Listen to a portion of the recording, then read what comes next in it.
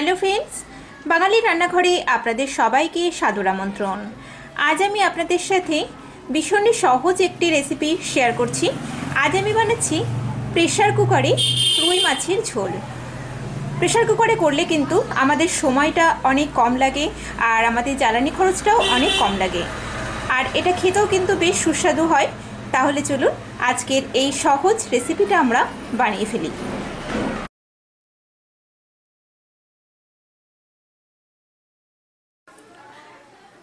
রুই মাছের ঝোলটা করার জন্য আমাদের কি কি ইনগ্রেডিয়েন্টস লাগছে আমরা একটু দেখে নিই। এখানে আমি 4 পিস জ্যান্ত রুই মাছ নিয়েছি। তার সাথে লাগছে আমাদের এখানে দুটো মিডিয়াম সাইজের আলু, একটু বড় লম্বা করে কাটা, 1 টিস্পুন আদা বাটা, এখানে আমি 1 টিস্পুন নিয়েছি জিরে গুঁড়ো, কিছুটা পরিমাণ ধনেপাতা কুচি, 5টা কাঁচা লঙ্কা চেরা, একটা মিডিয়াম সাইজের টমেটো কাটা আছে, 1/4 টিস্পুন গোটা জিরে আর একটা শুকনো লঙ্কা নিয়েছি, 1 টিস্পুন লাগছে হলুদ গুঁড়ো আর 1 টিস্পুন ধনে গুঁড়ো লাগছে। এর সাথে লাগছে আমাদের স্বাদ মতো লবণ। আর রান্নার জন্য আমি এটাতে ব্যবহার করছি সর্ষের তেল, আপনারা চাইলে এটা রিফাইন তেলও করতে পারেন। আর এই পুরো রান্নাটা আমি প্রেসার কুকারে করছি।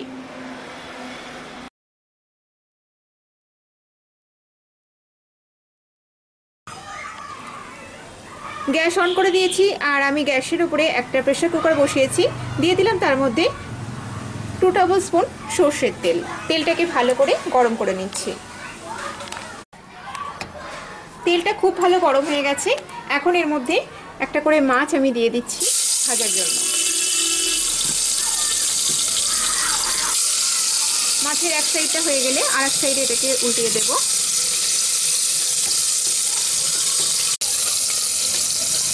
মাছগুলোর এক সাইড ভাজা হয়ে গেছে, এগুলোকে আমি উল্টিয়ে দিচ্ছি এখন সাবধানে। আপনারা চাইলে কিন্তু মাছটা কড়াতেও ভেজে নিতে পারেন।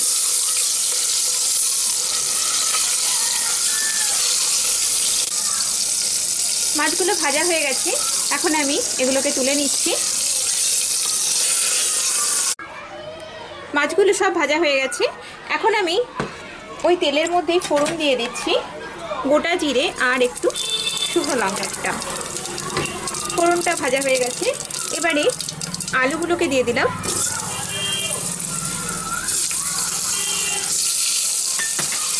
আলুগুলোকে একটু ভেজে নিচ্ছি।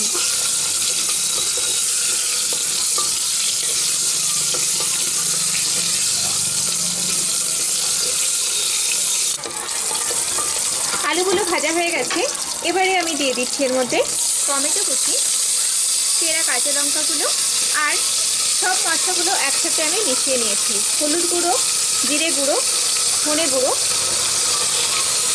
মশলার পেস্টটাকে দিয়ে দিলাম।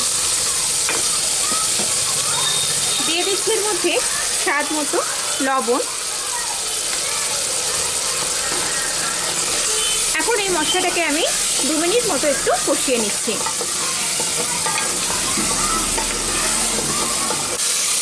আলুর সাথে মশলাটা কষানো হয়ে গেছে, এবারে এর মধ্যে আমি জল দিয়ে দেব। প্রেসার কুকারে রান্না করার ক্ষেত্রে জলের পরিমাণটা কিন্তু একটু বুঝে দিতে হবে। যে পরিমাণ আপনারা ঝোল রাখতে চান সেই পরিমাণে কিন্তু জলটা দিতে হবে, কারণ জলটা এখানে শুকাবে না। জল দিয়ে দিলাম এর মধ্যে।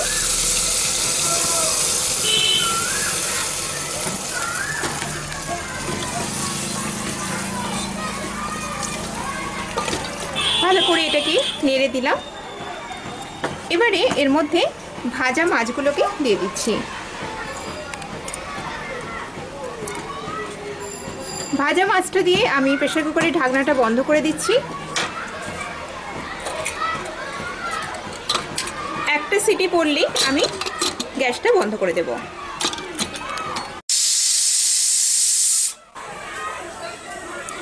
একটা সিটি পড়ে গেছে, এখন আমি গ্যাসটাকে বন্ধ করে দিয়েছি।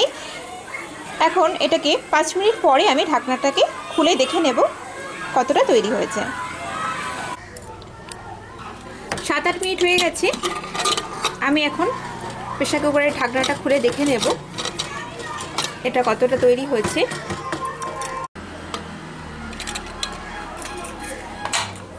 এটা খুব সুন্দর তৈরি হয়ে গেছে। একটু দেখে নেব আলুটা ঠিকঠাক সেদ্ধ হয়েছে কিনা। আলু কিন্তু একদম সেদ্ধ হয়ে গেছে, আর মাছও কিন্তু ভেঙে যায়নি, পুরো আস্তে আস্তে আছে মাছগুলো। আপনাদের যদি তরকারির পরিমাণটা একটু বেশি হয় তাহলে আপনারা 2টো সিটিও দিতে পারেন। নামানোর আগে একটু লবণটা চেক করে নিচ্ছি। লবণ একদম ঠিকঠাক আছে। এখন আমি এর মধ্যে একটু ধনেপাতা কুচি দিয়ে দিচ্ছি। ধনেপাতা কুচিটা অপশনাল, আপনারা না চাইলে কিন্তু এটা নাও দিতে পারেন। এখন এটাকে একটু হালকা হাতে নেড়ে দিয়ে আমি 5 মিনিট ঢাকনাটা বন্ধ করে রেখে তারপরে এটা সার্ভ করব। এটা সার্ভ করার জন্য একদম তৈরি। তৈরি হয়ে গেল আমাদের প্রেসার কুকারে মাছের ঝোল। আমার ভিডিওটা যদি আপনাদের ভালো লেগে থাকে প্লিজ আমার ভিডিওটাকে লাইক, শেয়ার, কমেন্ট করবেন। আর নিত্য নতুন রেসিপির আপডেট পাওয়ার জন্য আমার চ্যানেলটিকে সাবস্ক্রাইব করবেন। সবাই ভালো থাকবেন। আমি আবারও হাজির হব নতুন কোনো রেসিপি নিয়ে। নমস্কার।